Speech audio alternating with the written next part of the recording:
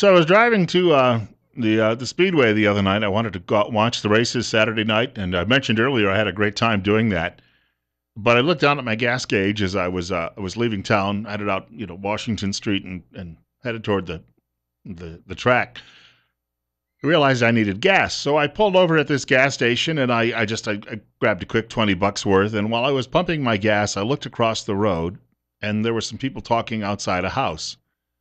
And one guy had a car parked there, and on the back of the trunk he had draped a Confederate flag, which I thought if he was driving it down the road, it probably flaps in the wind. He's trying to make a statement of some sorts, I would imagine, by doing that. It's 9:44. Bill Colley with you on Top Story on News Radio 1310 KLIX, newsradio1310.com.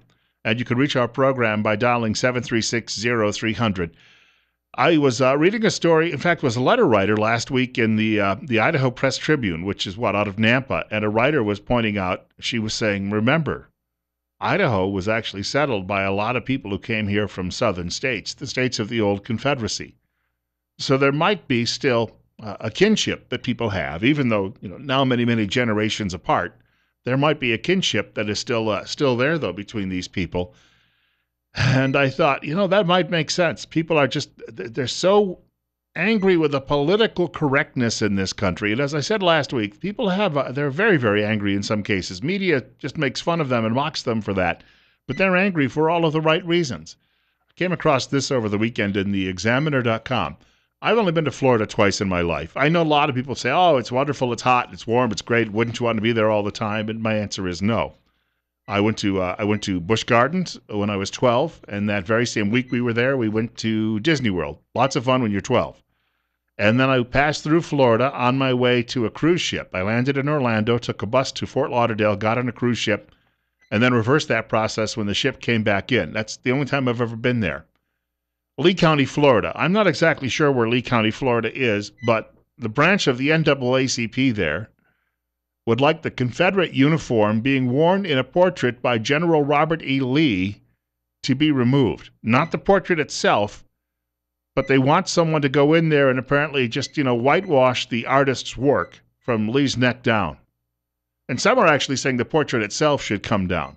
So we're going to be rewriting American history to satisfy the politically correct, because apparently some black people walk through the courthouse where the portrait hangs, and when they see it, they suddenly have grand mal seizures, because they can't stand it, because it reminds them that somebody who looked like them, not them, by the way, they weren't around during the slave era, but it harms them irreparably. You're on the air with Bill Colley on Top Story on News Radio 1310 KLIX and newsradio1310.com. Hi, I don't find a preponderance of anybody from the southern states in Idaho. I've lived here all my life. In fact, most of the people who are in Idaho have come from the Midwest. And I have observed a lot of people who are not. Some people who are flying the Confederate flag. And only one that I know of that I've seen was from the South, and it meant something more to them than it does to us. The rest of them are simply flying it because Idahoans do not want to be told what to do. And they don't care what that Confederate flag stands for, what it doesn't stand for, except that it's a big fist towards somebody who's trying to tell them what to do. I thank you for the call. I think you're spot on. I think the Confederate flag has developed a new meaning. And it's almost like don't tread on me. It has become, for many people, that ability to say, I've had enough. And it's now becoming a symbol of that. You're up next. You're on the air on News Radio 1310 KLIX. Well, I like to go up to Fairfield. There's a place called Anderson Ranch Reservoir up by Fairfield. And it's clear up in the mountains. And the other day I was driving down the road and Saturday, and I seen a Confederate flag sticking out of the back of a pickup. And I said to myself, now that's saying to hell with you and what you people want. We're still America and we're still Americans, and this is protest. But since this has occurred, they've sold more American Confederate flags. I'm probably repeating what you've already said. And so it just shows that the American people there still are some of us here that are up for the task, I guess. I think that's a great way to put it. And thank you much for the telephone call. I'm seeing a lot of these flags cropping up. Got about 40 seconds before Mike Gallagher. You're up next on Top Story. You're on the air. Yeah, good morning, Bill. Thanks for taking the call. You know, out here east of Jerome, we have the Hunt area where they had the Chinese internment camp.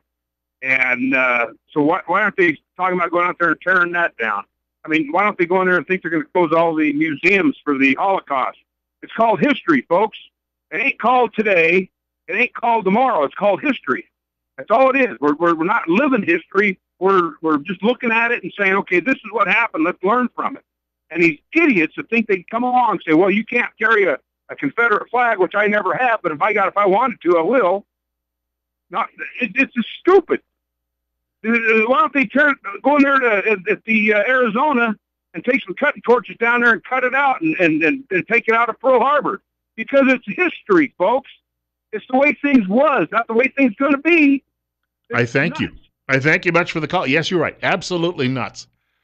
As Michael Savage says, liberalism is a mental disorder. Mike Gallagher coming up in just a moment. By the way, sponsored by Waddell & Reed, the financial advisors in Twin Falls, 736-6563.